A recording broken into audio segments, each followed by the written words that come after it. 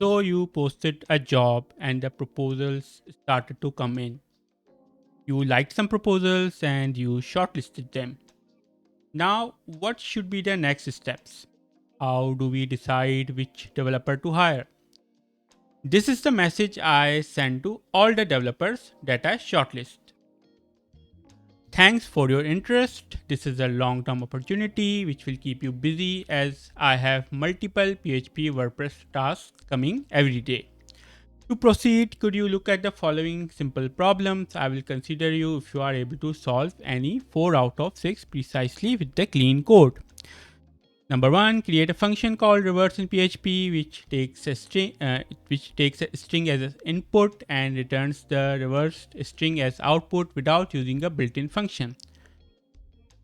Write a PHP code which prints you are a new visitor. When I refresh it from the browser, it should say you have come here one time before. On second refresh, it should say you have come here 2 times before, and so on. Number 3, hide.php extension with URL rewriting using htaccess. Example, if I browse test.html, it should open test.php, but in the browser, it should show test.html. In WordPress, I want to add some text after every post content without editing the post. Which filter will I use? In WordPress, write a custom WP query to fetch all the posts sorted alphabetically by title.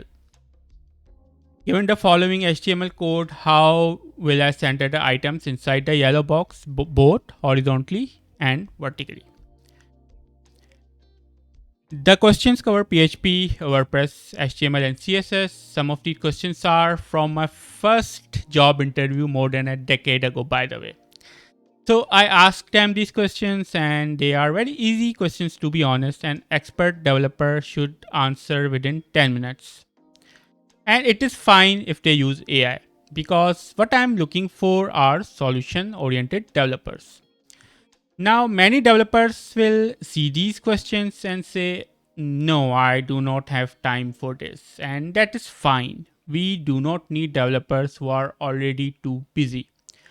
We need developers who are available and willing to take a long term opportunity.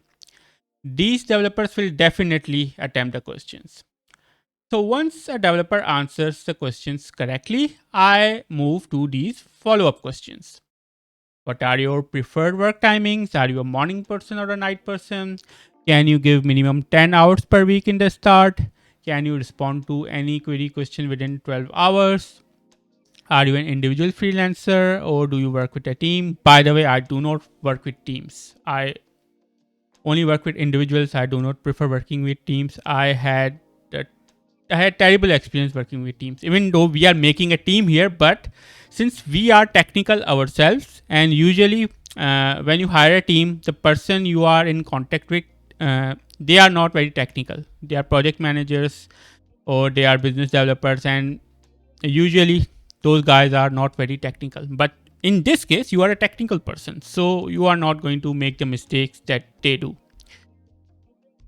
Are you doing a full-time job right now? Do you use Windows or Mac for development? How do you test on mobile devices? So I asked these questions to judge if they are the right fit for me and also to check their communication skills. After the complete interview process, I hire my ideal developer. But here is one important thing.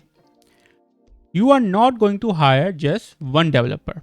Even if you do not have enough work for multiple developers, at least hire 3 in the beginning. Remember, you are not paying them monthly salaries, you are paying them per project. So let us say one developer does not perform the way you expected. You can release them and immediately give the work to the second developer. Or if one developer is busy, sick, or unavailable, you can rely on the second developer. And when a lot of work comes in at the same time, you can distribute it among all of them. And keep hiring more developers as your client pipeline grows. If you feel you have hired enough developers, hire more anyway. Always have some extra developers on the side so you can utilize them if your main team becomes inactive. In the next lesson, we will talk about what to do after hiring, what kind of tasks to give to developers, and how to manage them in the start.